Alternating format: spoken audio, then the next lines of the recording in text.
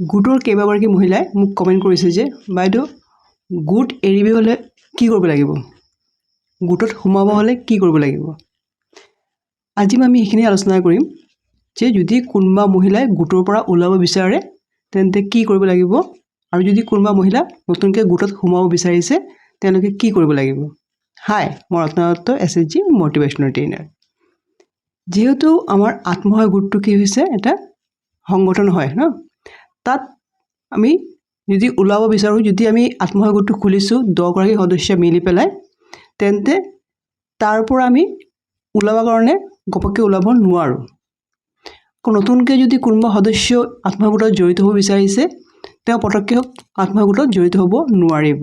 তাৰ কিছুমান rules and regulation আছে, কিছু নীতি নিয়ম আছে, সেইটোৱে আমি আজি আলোচনা কৰিম। এতিয়া কথা হৈছে যে আপুনি যদি নতুনকৈ এটা গোট খুলিছে 10 গৰাকী সদস্য মিলি পেলাই, তেন্তে সেই 10 গৰাকী সদস্যৰ নামটো গোটৰ ৰেজিষ্ট্ৰেশ্যন হয়। ৰেজিষ্ট্ৰেশ্যন হোৱাৰ পিছত যদি আপুনি গাঁৱত আছে তেন্তে ব্লক পৰ্যায়ত এইটো ৰেজিষ্ট্ৰেশ্যন হৈ পেলাই এইটো আমাৰ কম্পিউটাৰাইজ হয়। কম্পিউটাৰাইজ হৈ পেলাই এইটো ASRLM অফিচত যায়। গতিকে তেতিয়া আপোনাৰ নামটো পূৰা এণ্ট্ৰি হৈ যায় চৰকাৰী বহীত। সেইকাৰণে যেতিয়া আপুনি এই গোটৰ পৰা ওলাব আপুনি ঘপককৈ ওলাই আহিব নোৱাৰিব। তাৰ কাৰণে আপুনি এটা প্ৰচিডিং লিখিব লাগিব যে আপুনি কিহৰ কাৰণে গোটটো এৰিব বিচাৰিছে। গোটটো এৰিবৰ কাৰণে আপোনালোকৰ কাৰণটো দেখাব লাগিব। ব্যক্তিগত কাৰণ বা আপোনাৰ গা ভাল নহয় বা আপোনাৰ ফিজিকেল প্ৰব্লেম হৈছে, আপোনাৰ দূৰ হৈছে গোটত থকাটো, ঘৰৰ পৰা বহুত দূৰ হৈছে, তেনেকৈ যি কি কাৰণ আছে কাৰণবিলাক লিখি পেলাই আপোনালোকে প্ৰচিডিং লিখি পেলাই ব্লকত জমা দিব লাগিব। ব্লকত জমা দিয়াৰ পিছত আপোনাৰ এই প্ৰচিডিং হৈ থাকিব। তেতিয়া ASRLM অফিচত যাব, গৈ পেলাই তাৰ পৰা আপোনাৰ নামটো যদি কাটি দিয়ে, এই অফিচৰ পৰা আপোনাৰ নামটো কাটি দিব। তেতিয়া আপোনাৰ নামটো এই গোটৰ পৰা নাইকিয়া হৈ যাব। যদি আপুনি ঘপককৈ ওলাই যায় গোটৰ পৰা আৰু ব্লকত আপোনাৰ নামটো ৰখি যায়, তেন্তে আপোনাৰ নামটো কিন্তু সেই গোটত অলৰেডি জমা হৈ থাকিব। সেইকাৰণে গোটৰ পৰা ওলাবৰ কাৰণে আপোনালোকে প্ৰচিডিং লিখিব, প্ৰচিডিং লিখি ব্লকত জমা কৰিব, আৰু যদি টাউনত আছে তেন্তে মিউনিচিপালিটি অফিচত জমা কৰিব, কৰি পেলাই আপোনাৰ নামটো তাৰ পৰা কাটি দিব। তেতিয়াহ'লে একেবাৰে আপোনালোকে গোটৰ পৰা ওলাব পাৰিব। আৰু যদি কোনোবাই আপোনাক গোটৰ পৰা ওলাব বিচাৰিছে, আপুনি ওলাব বিচৰা নাই, আপোনাক জোৰ জবৰদস্তি গোটৰ পৰা কৈছে যে ওলাই যাব লাগিব, তেনে ক্ষেত্ৰতে কিন্তু আপোনালোকে ব্লকত কমপ্লেইন কৰিব পাৰিব বা মিউনিচিপালিটিত কমপ্লেইন কৰিব পাৰিব যে মই ইমান দিন ধৰি গোটত আছোঁ, এতিয়া আমাৰ গোটৰ বাকী মহিলাসকলে মোক গোটৰ পৰা ওলাব বিচাৰিছে, মই ওলাব বিচৰা নাই। তেনে ক্ষেত্ৰত আপুনি কমপ্লেইন কৰি এইটো বস্তু আপুনি জনাব পাৰিব। আপুনি এনেকৈ ঘপককৈ আপোনাক গোটৰ পৰা এনেকৈ ওলাই দিব নোৱাৰে।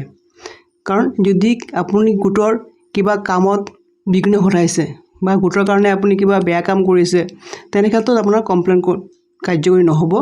যদি আপুনি গোটত একোৱে কৰা নাই, তেওঁলোকে ইচ্ছাকৃত আপোনাৰ গোটৰ পৰা ওলাই আছে, তেনে ক্ষেত্ৰত আপুনি কমপ্লেইন কৰিব পাৰিব। গতিকে এইখিনিয়ে হৈছে আপোনালোকৰ গোটেইটো প্ৰচেছ। গতিকে গম পাইছে যে যদি আপুনি গোটত আছে, গোটৰ পৰা যদি ওলাব বিচাৰিছে তেন্তে প্ৰচিডিং লিখিব লাগিব, আৰু যদি আপোনাক জোৰ জবৰদস্তি ওলাব বিচাৰিছে তেনে ক্ষেত্ৰত আপুনি কমপ্লেইন কৰিব পাৰিব। আৰু যদি নতুনকৈ আপুনি গোটত সোমাব বিচাৰিছে, যেতিয়া আপোনাৰ গোট নাই, আপুনি নতুনকৈ কোনোবা গোটত সোমাব বিচাৰিছে, তেনে ক্ষেত্ৰত আপুনি যোনটো গোটত সোমাব বিচাৰিছে সেই গোটৰ লগত আলোচনা কৰিব। আলোচনা কৰি তেওঁক জনাব যে মই আপোনালোকৰ গোটত সোমাব বিচাৰিছোঁ।